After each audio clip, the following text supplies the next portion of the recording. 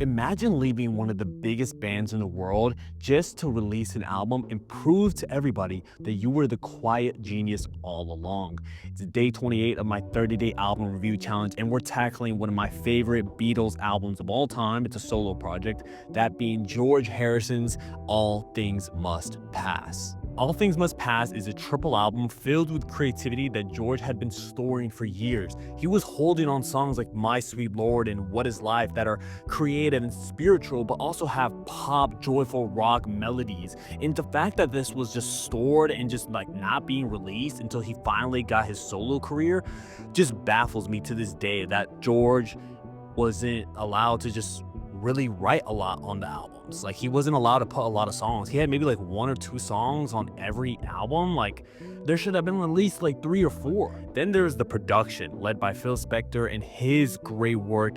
The music sounds lush and massive, but also uses the iconic technique of the wall of sound. It fully sounds echoey and heavenly, but it sounds also encapsulating, like it's all around you, like the greenery, like you're all connected, like you're all part of the universe, that kind of hippie talk. The wall of sound, I think, is the music version of that. So the music, production, lyrics, it goes on how great this album is. Tracks like the title song show you that this album was more than just spiritual hippie guru stuff. This was an album about acceptance, impermanence, and inheritance and growth. He was showing you that yes, there is melancholy to my side, but there's also hope. He wanted to show people that if I'm gonna make a solo debut statement, that I want it to be ambitious, I want it to be bold, I want it to be separate from anything that I previously worked on. I don't want it to be a Taxman Part 2 or a Within You Without You or Abbey Road, Here Comes the Sun. I want it to be George Harrison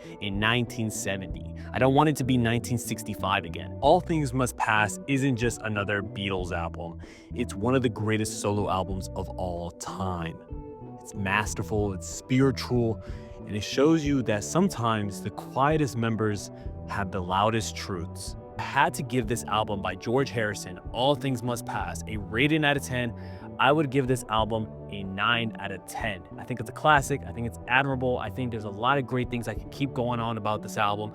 People are going to be talking about, wow, he doesn't give any low numbers. There's no low ratings. He must like everything. His opinions don't matter.